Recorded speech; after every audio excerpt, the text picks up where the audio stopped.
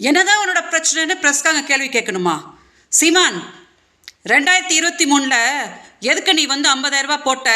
உன்னோட மதுரை செலவும் இருக்கான் இல்லையா, 1 கோடி கொடுத்தேன் அப்படின்னு சொல்லி ப்ரூட்டஸ் கிட்டலாம் சொல்லி என் மானத்தை வாங்கினா இல்லையா, அதெல்லாம் எதுக்கு பண்ணா அப்படின்னு சொல்லிட்டு நாங்கள் வந்து வழக்கு கொடுத்துருக்கேன். நீ ஆம்பளையா இருந்தா எதுக்கு மதுரை செலவம் வந்து காப்பாற்றி விட்டுட்டு இருக்கடா?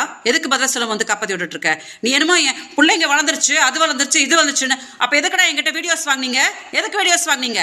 நீ வாங்கி வைப்ப, அப்போ நான் வாயை பொத்திக்கிட்டு இருப்பேன், அப்புறம் உங்க ஆட்களை வந்து டெலிகாஸ்ட் பண்ணுவேன்னு சொல்லி மெட்டுவாங்க. இதுக்குள்ளேயே நான் சாகணுமா? நீ ஆம்பளையா இருந்தா வந்து இந்த மாதிரி அநாகரிகமா பேசாத சீமான், அநாகரிகமாக பேசாத. 2008 வெறும் 6 மாசம் தான் வந்து பழகினா. அப்போ எதுக்கடா வந்து 2011 வந்து நான் கம்ப்ளைண்ட் கொடுப்பேன்? 2011 நீங்களாம் கொடுத்த டார்ச்சருக்கு தான் நான் வந்து போட்ட துணியோட வந்து கம்ப்ளைண்ட் கொடுத்த கமிஷனர் ஆஃபீஸில். இந்த அசிங்கமாக பேசுகிற வேலையெல்லாம் வச்சுக்காதானே. நீ பேசுறனா உன்னை விட கேவலமாக பேசுறதுக்கு எனக்கு தெரியும். சும்மா ட்ராமா போடாத, ட்ராமா போடாத. நேற்று வரைக்கும் நீ என்ன சொல்லிட்டு இருந்த? விஜயலட்சுமினா யாருன்னே தெரியாத அவங்க திமுக கூட்டிட்டு வந்தாங்க தானே சொன்னேன். நேற்று தானே சொல்கிறேன், ஆமா நான் 50,000 ரூபாய் கொடுத்தா அப்படின்னு சொல்லிட்டு. எதுக்கு மதுரை செல்வம் எங்கிட்ட வீடியோஸ் வாங்கிட்டு இருந்தான்? எதுக்கு நீ வந்து எங்கள் அக்காவுக்கு வாழ்த்துக்கள் அமிச்ச?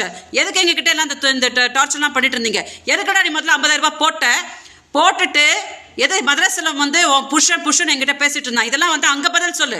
முதல்ல நீ வந்து ஒன்றுமே போடாமல் உட்காந்து பொண்டாட்டின்னு பம்பனிய, அதுக்கு என்ன பதில் சொல்கிறா? அதை விட்டுட்டு உட்காந்து மீடியா முன்னாடி சீன் போட்டுட்டு இருக்காத. கேவல பிடிச்ச பொம்பளையா ஒன்னே மாதிரி ஒரு துப்புக்கட்ட நாய் கூட வாழ்ந்தேன் பாரு. நான் தாண்டா, எனக்கு தாண்டா வந்து கேவலம். ஒன்னே பெருசாக வேணும், பெரிய ஆள் மாதிரி பேசாத.